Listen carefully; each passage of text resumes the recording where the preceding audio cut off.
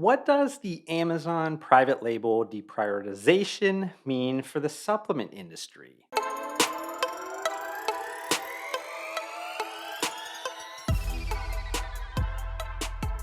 So, just like I call out when I get predictions right, I also need to make note of the predictions that didn't go as I had planned.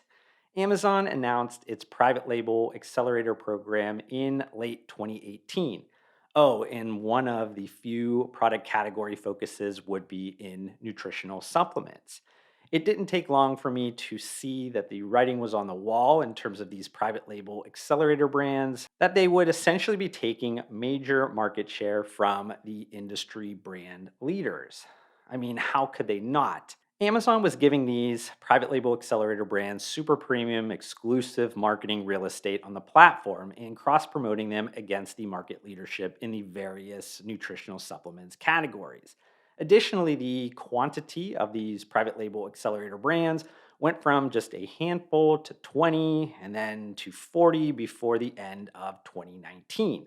Yet here we are in 2020, and those market leaders in the supplement industry probably didn't even notice the few paper cuts that they had gotten over the years from these 40 ish private label accelerator brands on Amazon. Before I expand on why my prediction got absolutely wrecked, I should note that this same explosion of private label brand creation started to happen in the late 2010s throughout the various consumer categories on the Amazon marketplace. Amazon's private label business started in 2005 with the bedding offerings named Pinzone. It then expanded into consumer electronics products such as cables and expanded into categories under Amazon Basics. It now encompasses everything from vitamins and coffee to clothing and furniture. And to be completely honest, no one, maybe outside of a few people at Amazon Corporate, truly probably knows how many private labels the online retail giant has in its portfolio. Some sources have said it could even be more than 1,000 brands at this point that could be over a half a million SKUs. At just face value, that's a shitload of private label brands and products. And in comparison to things like Target, that has 50 private label brands, and the Good and Gather one, the grocery one, being its largest SKU count at more than 2,000. And then similarly, Walmart has about 320 private label brands and has about 30,000 SKUs. So easy to see just the huge difference when we're talking about comparative retailers. So hearing that Amazon has started to drastically reduce the number of items it sells under its own brands is probably a sound business decision in my mind. The move also is said to be initiated by the recently departed 23-year Amazon veteran Dave Clark, who was most recently their CEO of Worldwide Consumer. As a result of that review, Dave Clark recommended that the team should focus on best selling commodity goods along the lines of Target's like Up and Up brand or Walmart's Great Value private label brands.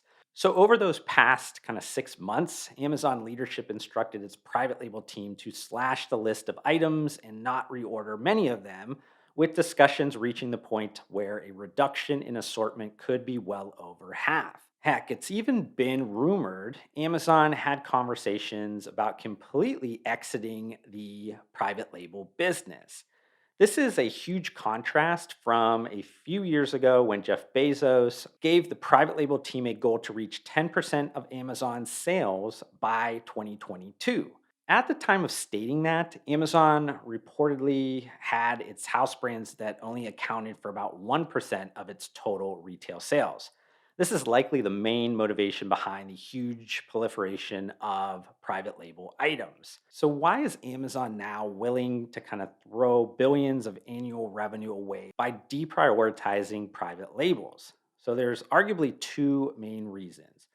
Firstly, while the private label purchasing has gained momentum again with the impending recessionary period with consumers, more isn't always best when you aren't selling the right products. Many of these private label products have had disappointing sales and they are sitting in the warehouses and taking up a ton of critical space. This is the exact opposite of what Amazon wants to achieve with its private label strategy.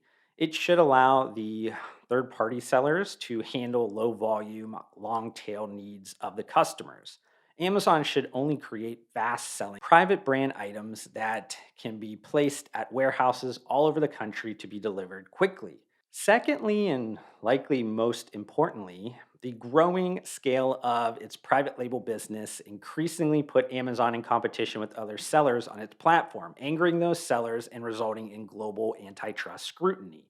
Additionally, it has been rumored that Amazon employees use data from its platform on individual third party sellers to develop Amazon branded products to compete with those sellers. With now more than half of its retail segment revenue worth hundreds of billions of dollars that come from the nearly 2 million small and medium sized businesses that sell there, Amazon must consider all options when there's increasing questions around fairness of competitive practices. It's kind of one of those like, is the juice worth the squeeze kind of things.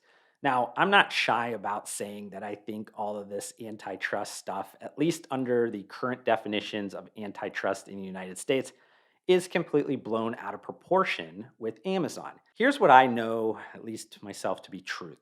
It's a very small percentage of Amazon's business. All global retailers have private label, most with a much larger percentage of their total revenue.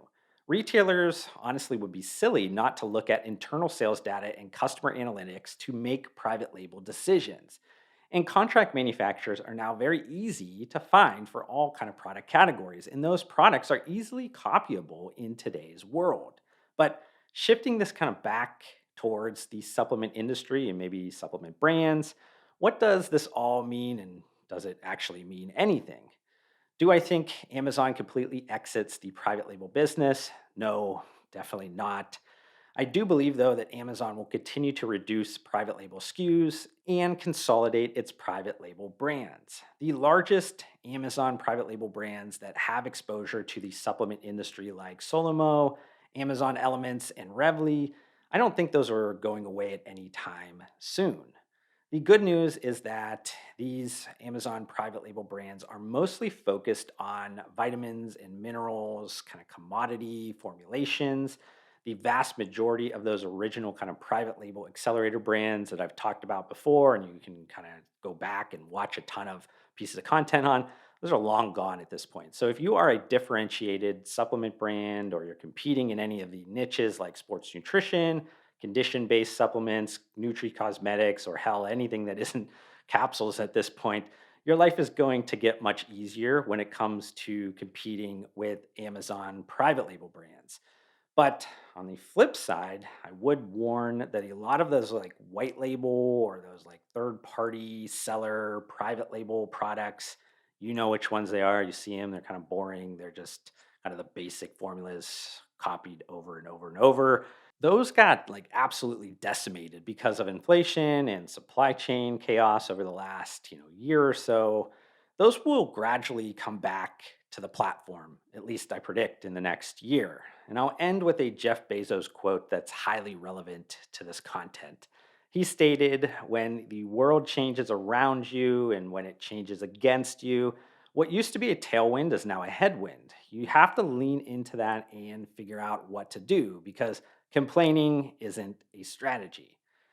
If you enjoyed this YouTube video, hit that like button to support me. Also, help me get to my short term goal of 2,000 subscribers by hitting that subscribe button. I'd love to see you join me on this journey, but we need to fix the fact that slightly less than 70% of you that are watching this YouTube video right now are not subscribed to my channel, and that makes me extremely sad. But I do want to thank you for tuning in, and I'll see you on the next one.